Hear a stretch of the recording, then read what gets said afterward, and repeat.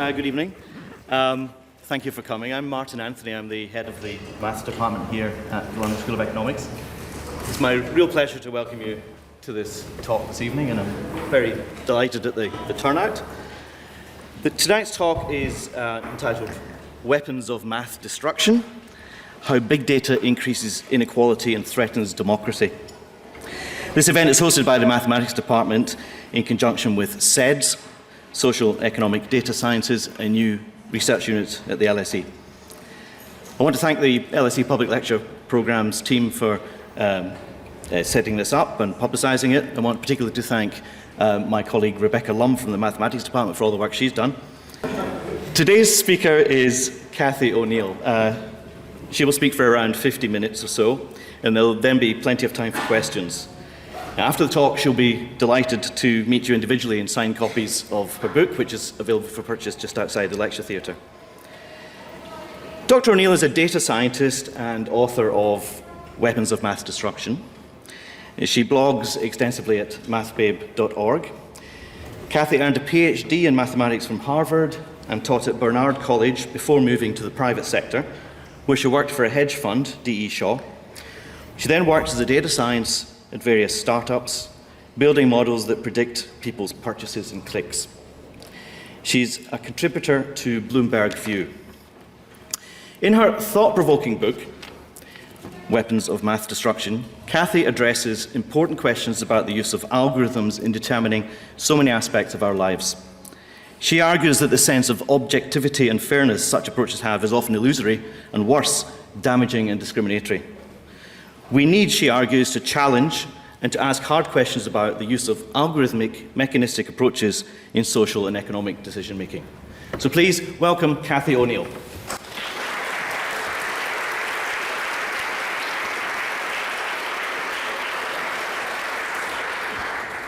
Thank you so much. It's a pleasure to be here. I'm just getting ready to pace. Here we go. So yes, I would like to talk to you guys about weapons of math destruction, which are a type of algorithm that I find very alarming. This might be the example you thought you were going to come to see. You had to wait till now. This is really the only one that's like online. Micro-targeting is what's happening on the internet. The internet is an enormous micro-targeting machine. Everything you do on the internet is observed through pixels. I know about this because I used to do it. So you go on Expedia, and there's a bunch of what are called pixels. You should think of them as little tiny video cameras looking out at you from the screen. That's why they're called pixels.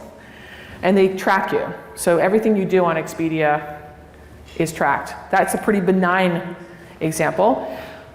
More generally, the consumer behavior you have is linked to your voting records, and you are profiled as a potential voter. This all started in Obama's 2012 campaign, and I might add that having met a lot of people who've done this, it is really frustrating to me how they assumed that people from Google helped them, that they assumed that because the left was the first people to do the first movers in the system, that it was actually a good idea. Like the left would have an advantage, so therefore it was okay. But I'm like, this is a technology that is not going anywhere in a good place. This is anti-democratic. Why is it anti-democratic? Because, and by the way, they have scores on you for everything. They decide how persuadable you are on every topic. They say how much you agree with a candidate on every possible topic. And they track you. So here's an example. The way I was looking at it is, if Rand Paul, a politician, a libertarian politician, who was running for Republican president last cycle, if they looked at me, they'd realize that I agree with Rand Paul in one way. He wanted to break up the big banks. So do I. So they could appeal to me. They can decide what to tell me about the candidate. Asymmetry. They know more about me than I know about them. And if I went to their website, if I clicked on one of their ads, hey Cathy, on Facebook, hey Cathy, Rand Paul wants to break up the big banks, don't you? I click on it, they bring me to a website that is made for me. They show me what they want me to see. That's what I mean by anti-democratic. It's asymmetry. Back when we had, this is a mythical past, which I'm going to talk about, but open debates between politicians where we knew what they stood for. We can compare them side by side. We had much more information about what the candidates, what I agreed with versus disagreed with. Nowadays, we're only ever going to see things we agree with when it's targeted at us. A lot of those Obama analytics guys went on to work for Caesar's Palace, which is a gambling house in Las Vegas. And they found in exactly the same way, the same techniques, high value customers. People who are very likely to be, say, addicted to gambling. Cambridge Analytica is a more recent incarnation, which is not working for the left. They're using the psychometric profiles I mentioned, which are based on the 5-factor model that Kyle was being measured through. Also, I have a couple more examples of the same kind of thing. Everything on the internet and our lives now is about this, about are we a high value customer? Do you remember that controversy where the United customer was dragged off the flight? He wasn't chosen randomly. He was the lowest value customer on the flight. That's how they chose him.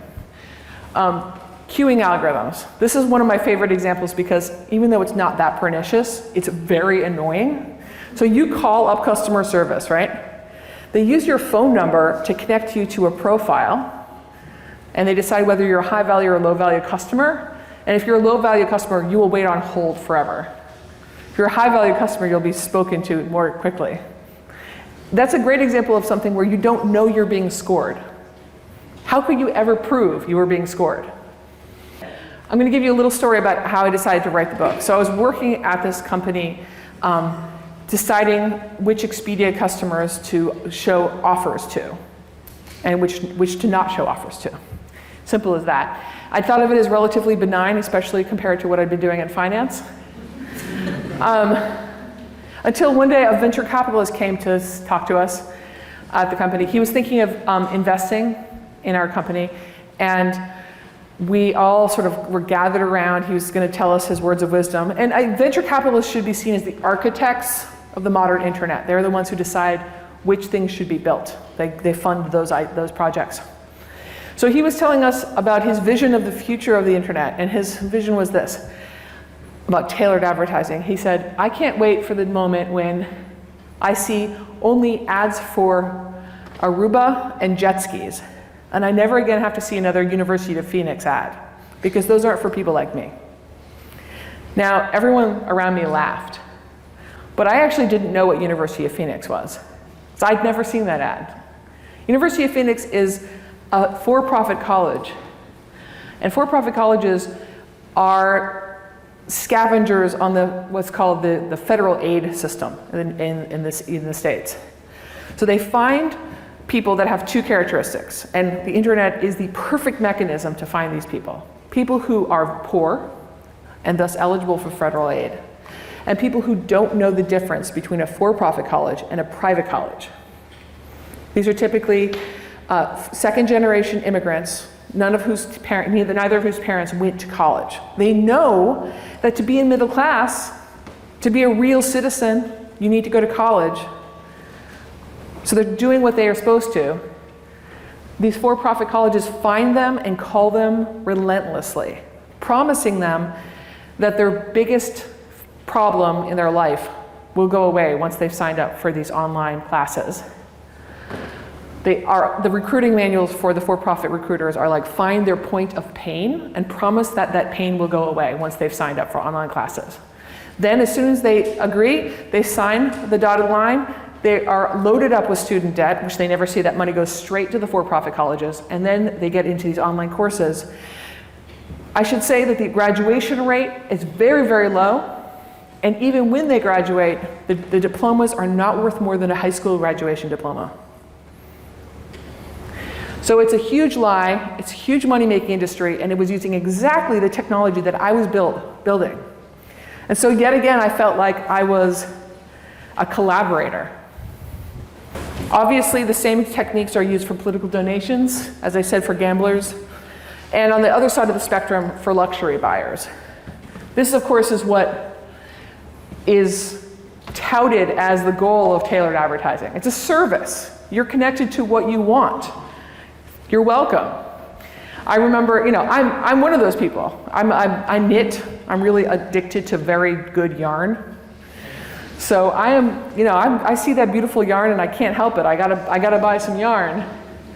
But that same mechanism is preying upon people. I should have mentioned payday lenders here.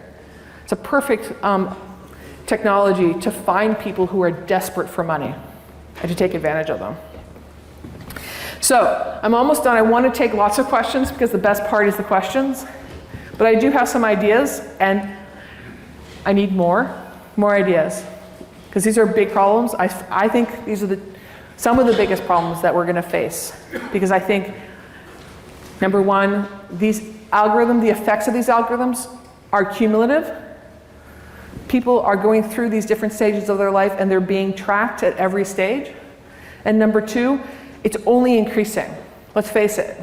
In 15 years, there's going to be a lot more of this, not less.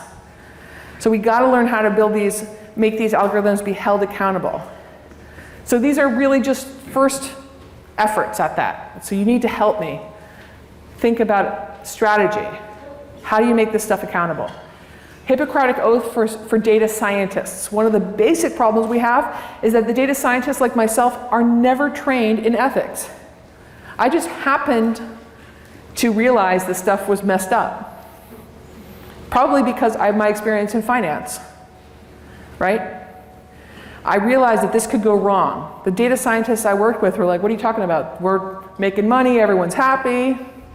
They were never trained to think what could go wrong. They're trained to think, I'm an engineer, I'm a technician, I'm just following the definition of success, I'm maximizing profit.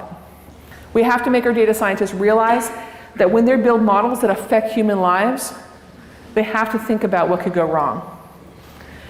We need a lot more transparency. We need anything that touches the government and civil workers or criminals, prisoners. We have to know what they're actually doing. I think in the case of people like teachers, if your job is on the line, you should be able to inspect your score, like on an app. There should be an app for you to inspect your score. So people often talk about transparency. I don't think it would be useful to give teachers the source code to their assessment algorithms. I do think it would be useful for them to have an app so that they could sort of do a sensitivity analysis on their scores, which is to say, like, what if one of my students had been sick that day? What would have happened to my score, et cetera? I'm always looking for evidence of harm. The hardest part about writing this book was that my editor was like, I want blood on every page. And it's really hard to find blood meaning people who have been screwed by algorithms. It's hard to do that when most algorithms are secret. How do people know they've been screwed? Those examples are coming to light, but we need to keep collecting them. I want to be able to build what's called a black box audit, where you figure out an algorithm isn't working by its input and output, not really understanding the source code directly. I'm waiting for some of that litigation to go through the courts, like the class action lawsuits, to say that you can't use a hiring algorithm that's illegal. Sounds pretty simple, right? But the enforcement isn't there, and the enforcement isn't there because the regulators essentially don't know how to deal with technology. And I believe in the European Commission has just fined Google $2.6 billion, and they're now looking for a team. I don't know if you guys heard about this. There's like a $10 million grant for a team to audit Google's algorithm. I love that idea, but $10 million is not enough. Google is a very large company, and their search algorithms are very, very complicated. That's going to be a very long-term project for the outside world to say, is this algorithm unfair, fraudulent, antitrust violating? Is it ruining our democracy? How can we audit the Facebook political campaign ads? I don't know. But obviously there's antitrust challenges going on, update. And at the end of the day, I really don't think our laws, and you can correct me if I'm wrong, but I don't think our laws are prepared for weapons of mass destruction. So we need to update those laws. Thank you so much.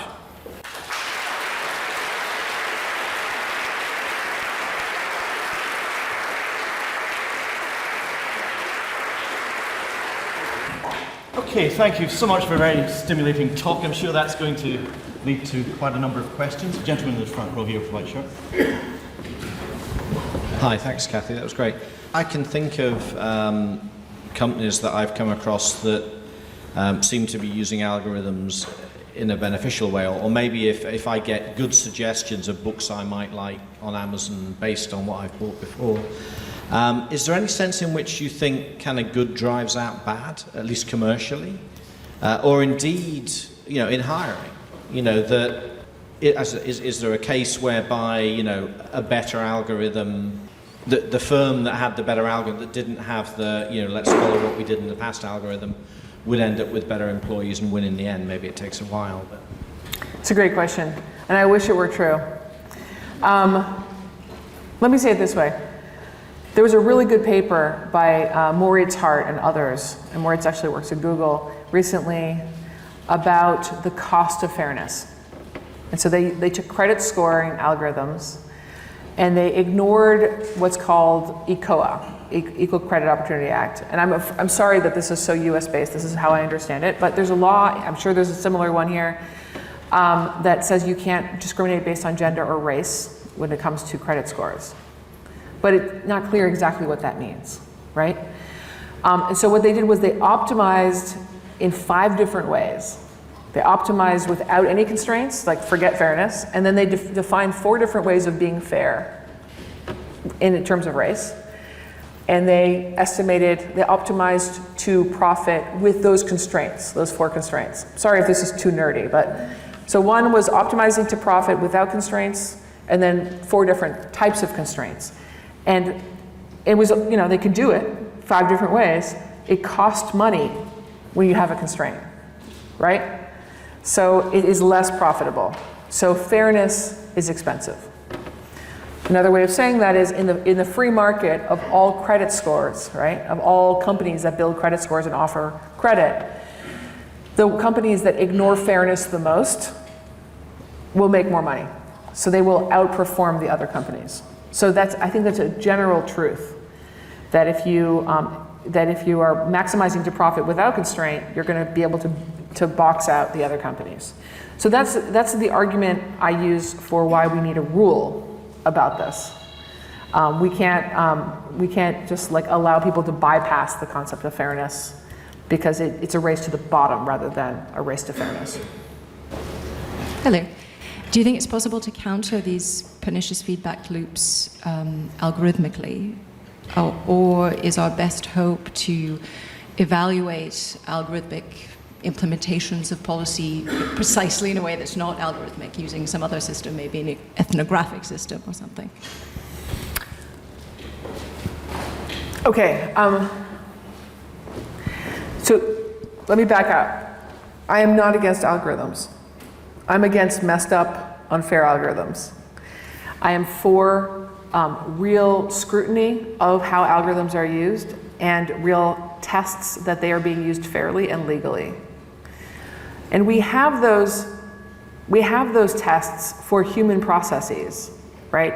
We already have a rule that says you can't discriminate based on gender in hiring.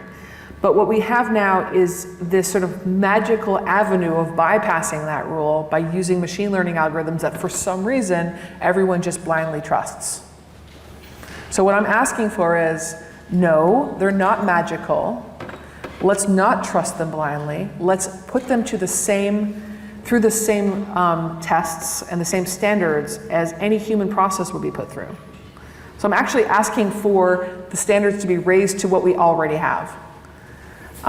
Right now, we don't really have any standards for machine learning algorithms or for any algorithms. As soon as you say algorithm, people just roll their eyes glaze over, and that's because people are intimidated by math. We could talk about why people trust algorithms, but my point is, don't trust algorithms. Hi. You spoke about transparency being a great way to try and fight these. Obviously, Western governments typically openly pro-transparency, but one of the areas that that's not the case is security services. I wonder to what extent, or if you know anything about it, are security services using weapons of mass destruction? I am not an expert on security. And I should say there might be an exception in my transparency argument for security. So my general argument is the following. If you have a gameable algorithm that is very important to people and affects their lives crucially, then it should be transparent. So I believe, for example, that credit scores should be transparent. Because a gameable credit score is a shitty credit score. Let me give you an example. Somebody once suggested that instead of actually buying the data on whether you have been paying your electricity bill on time, you should just use as a proxy how many books do you have in your house to see whether you're creditworthy. Now, assuming that that would work as a proxy, right? More books means you're more creditworthy or whatever. The problem with that terrible proxy is that if you found out about that proxy, you get a higher credit score just by getting more books in your house, right? So that would be gaming. That would be gaming the credit score. But given that it's not used, that proxy isn't used, and instead we're asking for whether you've been paying your electricity bill on time, then gaming that credit score looks like paying your electricity bill on time. Do you see what I mean? So there is no way to game a good algorithm. Theoretically, a good teacher assessment score, a really good one, if you tried to game it, you'd be a better teacher. So I just want to make clear that in some sense, transparency, if it's so bad for you that people will game it, that means it's not good enough. Get rid of it, right? Having said that, in the world of security, I don't think there is anything that can be reasonably described as a perfectly secure system. So in that one example, I think there's reason for secrecy, which, but on the other hand, that's not the same, it's not the same realm, right? I'm talking about things that ruin people's lives as individuals. Secure systems are a little bit different. But again, I'm not an expert on security. Having said that, like if you're talking about security at an airport, that is much closer to what I've been talking about. And I wish I knew more about the security at airports, but the ACLU did a really good job of getting FOIA requests on how profiling happens at airports, and it looks a lot like a weapon of mass destruction, where they just simply have pseudoscientific justifications for racial profiling. Thank you very much for the presentation. Sorry to ask another question on transparency, but I wanted to draw a parallel which just so happens to relate to security. I'm in cybersecurity, the encryption algorithms we use have been tested because they've been put out to the public. And that's how they've been tested to see if they are genuinely as secure as they can be. For algorithms that are used like this to score people in, say, where public goods are used, the law and so on, and the teacher example, would it not be possible for those algorithms to be put out for people to test whether they're legal, whether they meet those standards before they're used? I think I understand what you're asking. I'll say something and then you can nod if I've addressed your question. I don't think we need to have open source code. I think if we do it right, we can develop ways of understanding whether things are working that, number one, doesn't reveal the source code, and number two, doesn't reveal the personal identifying data on the individuals that are being targeted by the algorithm. But what it does do is it sort of, it pokes at the algorithm to make sure it's acting in a reasonable way, transparently. But the transparent part is the audit. So it's like the transparent audit without, it's a little bit like if you have an emissions test on a car, let's say, we don't see how the car works, we don't understand the transmission, but we do see the results of the emissions test. Quite a lot of questions. Let's take two at a time to start with. Okay, over here. It was another one on transparency, but I wondered, I guess, once you have transparency, you can maybe change your behaviour going forward or do something different, but a lot of this data is already out there, and you can't go back and change that or choose to share less or have acted any differently, and I'm not sure how you can get around that. One more question. Thank you. I was slightly surprised that you said that you weren't against all algorithms, because in a sense your preparing dinner one shows exactly what the problem is, that it is an oversimplification and is inevitably an oversimplification. And at least in that case you do know, you don't just have a guess, what the right outcome is, that your children are satisfied. We don't know what makes a good teacher well enough to design a good algorithm. We don't know what makes a repeat offender well enough. So isn't the problem not the algorithm, but the objective? We were finding bad ways of identifying good teachers long before we had algorithms. It's a very deep comment. And I want to be clear that I think any teacher assessment algorithm that would be built, if it were adequately monitored and audited, would be found to be so crappy that we'd throw it away. I don't think we're ready to have algorithms that assess teachers because we don't have an agreement on what a good teacher is. I would go further, and I would say that many of the algorithms are not randomly chosen where they pop up. Where they pop up is a political mess. Algorithms are the silver bullet that people drag in because they don't want to have a difficult conversation. They don't want to have the conversation about what a good teacher really is. So they bypass that difficult conversation by saying, let's just bring in this algorithm, and then number one, we won't have to have this conversation, and number two, we can all point at the algorithm when it messes up, and it's not our responsibility.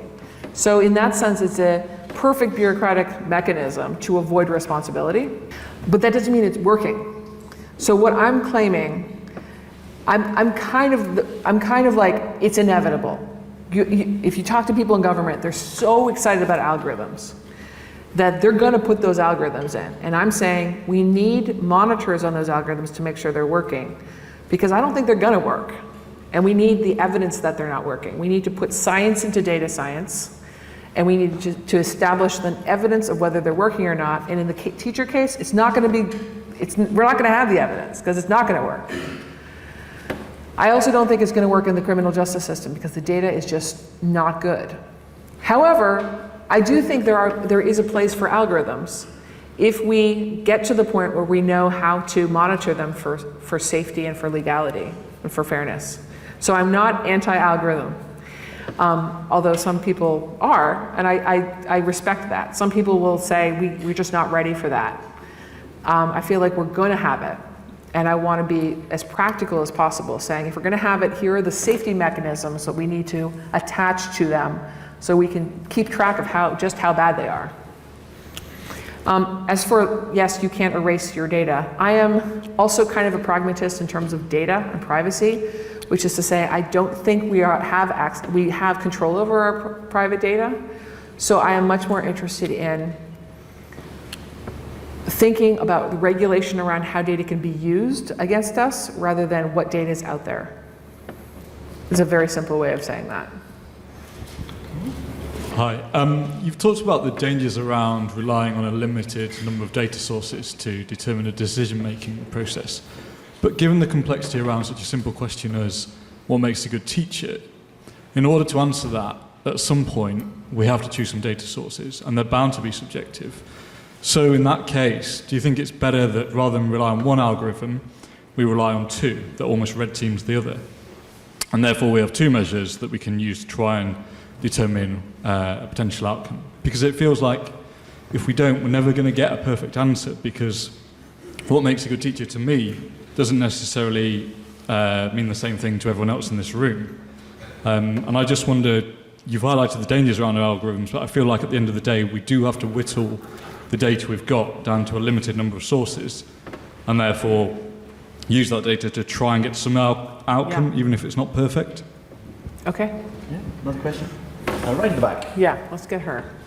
Thank you very much. I have two questions. I'll try and keep them short. So the first question is whether you are interested in looking at variation across countries, or perhaps within the America variation between states in terms of the way in which this is being handled by public authorities. And then my second question is, I did some research about big data in South Africa and trying to see what the state was doing with data. And perhaps the only place that the South African state was using data was in taxation, in trying to find taxpayers. And that's a case where you kind of don't want transparency because you want the people to pay their taxes. So I'm wondering if you know anything about algorithms in the tax system in the US or other advanced economies. Thank you. Okay. I'll start with your question. I think your question has as its premise something I disagree with, which is that we must have a way of assessing teachers that is used widely. I think the truth is we will never have that. I think what we have instead, even though this is frustrating to people, is totally different ways of teaching, totally different ways of learning, depending on the culture, depending on the kids, depending on the cultural context. And the thing about algorithms at scale is that they pretend, they make the simplifying assumption that everything is comparable. And I just don't think that happens to be true. Having said that, I obviously think that having more than one thing is better than having only one thing, especially if the one thing is just somehow described as like declared to be true. So one of the things about the value-added model that drives me nuts is two different value-added models have completely different scores for a given teacher in a given year for a different same classroom. If those both had been, if both of those scores had been given to a teacher, it would have been obvious to teachers that these are not consistent, right? So it would have exposed how bad they are faster. I'm afraid that that's the best we can do right now with teacher assessments. We don't have a definition of a good teacher. And that's not going to be improved by just saying big data works, right? It's just a fact. I wish I had more time to do my research across countries. I'm very interested in microfinance algorithms, especially credit scoring algorithms in India. I keep on getting emails from people in India saying, I know you say you shouldn't use race in credit score algorithms as an attribute, but can I use caste? And I'm like, no, you can't. Having said that, like, you can, but how are you going to apply that algorithm? It's very important to me that you guys don't leave with me thinking that like algorithms are inherently evil. I actually think the recidivism risk algorithms are very, very interesting. Very interesting. They expose problems in our culture about how people who are poor, people who are of color, have way more obstacles to getting their lives back together than other people. And if we examine that, as a sociologist might, like, what are the interventions that we can perform to actually decrease that gap? That would be very, very fascinating. So we could use that as an academic tool, right, to lead us into inquiry. But instead what we're doing is we're saying, this is a consequence of huge societal problems, but instead of interrogating those problems, we're going to shift the blame to the individual and sentence them to longer in prison. I mean, that's not okay. So it's the usage of the algorithm rather than the algorithm itself. And finally, with respect to taxes, I don't really have a lot to say, but I do want to say that in the States that the tax system is very intentionally overcomplicated so that people will be reliant on tax preparation algorithms. So there's an industry keeping the tax code complicated. And and intimidating the shit out of people so that they can't do their taxes by themselves. So it goes back to the question of why do we trust algorithms so much? Because we're afraid and intimidated by mathematics. That's a problem. Upstairs, over here. Hi. So bias was obviously prevalent prior to algorithms existing, but they're sort of being blamed for this for encouraging bias in certain situations. Now, if there was a company that was found to have biased employment rules, for example, that they had racial discrimination, they would be held accountable and punished in some way. How do you feel about personal accountability for people who construct and build these algorithms to being held accountable to the effects of these algorithms, so to speak, on a personal basis? Another question? Hi, thank you. What's your favorite example or favorite few examples of an algorithm that has been built and used in a way that feels really good? Oh, I got one. My favorite algorithm is Google navigation. It is unbelievable. It's so cool. I mean, I went to Ireland last week with my son, and I'm here now, and I can go anywhere. It's freedom. And not to mention that when, on a holiday weekend, when I'm driving back home from upstate New York, like it routes me in these unbelievable weird ways and saves hours and hours on the highway. Having, bad for, global warming and everything that I'm driving in the first place. But I love that algorithm. I think it's unbelievable. Now, having said that, there's always different stakeholders. I learned something called the ethical matrix, which I think is really useful to sort of understand algorithms. Okay, so here's what it is. It's a two-dimensional box. It's a matrix, right? On the rows, you talk about the stakeholders of an algorithm. So in the case of recidivism risk algorithms, it's like the judge, the court system, maybe the police, the defendants, the public. They're the stakeholders. They care about the outputs, right? Public safety, whatever, justice, civil rights on the behalf of the defendant. And then on the rows, you think about like the different things they would care about. Is it fairness, transparency, things like that. So if you did that, and by the way, you want to analyze an algorithm, build the ethical matrix, and think about who cares about what and how much harm will come to them if things go wrong and stuff like that, and how often things go wrong. But in the case of the Google Maps, Google navigation, the people that are harmed the most are people whose houses used to be on quiet streets, but now Google keeps routing people in front of their house and they're really annoyed. And I'm just like, you don't own the street in front of your house. It's like one case where I'm just like, whatever. Like, I think more good comes from these algorithms than harm. And by the way, and this happened in London a lot too. Once, I've heard about this in London, but basically the response is that people make everything one way, the wrong way, so that never happens again. So there's this sort of ongoing feedback loop with respect to Google navigation. That's probably way more than you want to know. Okay, so personal accountability, somebody asked me about. So I wanted to mention that Ben Schneiderman from the University of Maryland came to London last month and spoke at the Alan Turing Institute in a public lecture. And he suggested that we have what's called a national, really international, algorithmic safety board, along the lines of the National Transportation Safety Board. And that Transportation Safety Board has a long and very interesting history of basically investigating disasters around transportation, mostly airplane crashes. Like, what went wrong? How do we avoid this in the future? What kind of safety things can we put onto the airplane design to make them safer? Or air traffic control or whatever. Very, very thoughtful guy.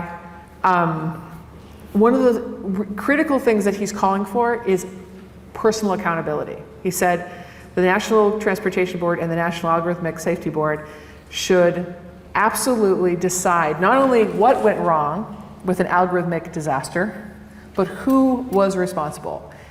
That is something that I think would be a huge step forward in the concept of accountability for algorithms. We don't have personal responsibility whatsoever. Even though it's made by humans, you'd think that along the way, some human would be responsible for a mistake of an algorithm. The way it's actually devised, nobody ever is. Let me give you a story. I was talking to someone who built a recidivism risk algorithm for a state prison system. And I talked to him about it. I said, do you ever use race as an attribute? And he said, oh, no, I'd never do that. And they said, well, do you ever use zip code? Which is a proxy for race. Yeah. And he was like, sometimes, because it just makes it so much more accurate. So I'm thinking to myself, accuracy but not fairness. That's what that guy is optimizing on. It's his definition of success. Everyone has a definition of success. It's useful if you figure it out. And then I said, well, is there anyone at the state, in the state prison system, who asks you what you use or tells you what is ethically allowable? And he said, oh no, they just trust me because I have a PhD. And I said, well, in that case, do you ever feel personally ethically responsible for your algorithms? And he said, oh no, I just build the algorithm, they use it. I was like, oh, okay. So no one's responsible. That I think it would be a really step forward if we could change that and actually name a name. Having said that, we've tried that in business and it hasn't worked. So I think we should do it. I don't know if we will. This side here, third row back. Thank you for your great work on algorithms. Can we hope that you will now write a book on your work in response to the global financial crisis, including with the alternative banking group, the like of which seems to have died in the UK? Okay, this side here. Hi, thank you. I just wanted to know how you think we can sort of solve the issue of biases such as in gender and race when there's always going to be proxies and sort of algorithmic synonyms for them. How can you actually stamp it out with legislation? So, just to be clear, I think that, first of all, there are proxies for race. Is that what you're talking about? Synonyms? Yeah, proxies for race. They're not that hard to infer. Like, you can infer how much a given attribute is correlated to race. And you can decorrelate attributes from race. There's something called principal component analysis that allows you to do that. So we can do this. We're choosing not to do this. And it's because there's no threat. There's no threat in enforcement. There's no fine. If there were a fine, it's probably a fraction of the profit being made on using the stuff. So we've got some work ahead of us, but it's not impossible. All banking is doing great. It's my Occupy group. We meet every Sunday. They met yesterday without me for the second week in a row because I've been away. But to be honest, we don't talk that much about banking anymore. We talk about social justice, and in the age of Trump, that's a lot. We talk about it through the lens of finance, which is a really interesting way of thinking about it. Follow the money is always the right question to ask when you talk about social justice. And it's a really interesting conversation. I welcome you all on Sunday afternoons at Columbia University. If you're in New York City, please come by. Is there another book in it? We actually wrote a book already. It's called Occupy Finance, and it's available online. Okay, last couple of questions, I think. Way over here, second row. Thank you. Right at the front here. Thank you, I really enjoyed the talk. One of the things I sort of picked up on was many of the examples were from the sort of public sector, education, prisons, and in many cases it was examples where the law has been obscured based on, discriminating based on mental health or race and things like that. I wondered if we were to sort of imagine an ideal world where the law is not being obscured and we're referring to sort of ideal cases, on whom would you say the onus lies for this responsibility of creating fair algorithms, in the sense that in the public sector it may lay on the government, but in cases, for example, in Amazon or Facebook where they're recommending you things or putting things on your newsfeed, would you say that that's up to them and they can fail on their own incompetence? Thank you. You spoke about the bias in data which we are using actually in order to feed the algorithms which we are doing, and how that one leads to increased social injustice which already existed in the data that we're using. So one of the best examples for me is the education system in the US, where you need to find student loans and then you go to private loans in the end because your parents don't have money, which ends up to be very high rates of student debt, which leads later on to much, well, not a very good situation, let's put it that way. How would you, because we are looking in the company that I'm working for, how to actually factor for that one and actually creating a more just situation, how would you factor for data that doesn't exist, because essentially it's all bias today? Okay, I'm going to answer your question first. As much as I care about algorithms, not everything is an algorithm. The student loan crisis in the United States is simply because colleges are too expensive. So what we need to do is we need to rebuild the affordable state college system. And then other colleges will have to compete on price. That just hasn't been true for 20 years. Part of the reason it hasn't been true for 20 years is because this ranking system for colleges, the US News and World Report ranking system, has been running wild and is actually blind to cost. So the US News and World Report judges a college based on factors that have nothing to do with cost, which means that when college administrators game the algorithm to increase their rank, to make their college look fancier, they are allowed to use as much money as they want to do so, which means that tuitions go up. So it's just a mess. And state colleges have been defunded and they've been raising their prices. So student loans, to solve that crisis, you don't use an algorithm. You just put more money into investing for the next generation.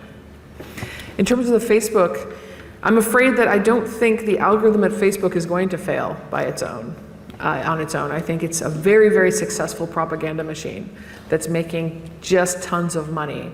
And so is Google. Google made more money in ads than every magazine, newspaper, and radio show combined in the last quarter, just sucking up all the ad buys in the world. There's no reason to think it's going to fail, and Facebook either. Facebook sucks up all the political dark money. Where does that go? It goes to Facebook, increasingly. It's about half Facebook, half television. And as television becomes more tailored, which it's on its way of doing, then watching television becomes much more like being on Facebook.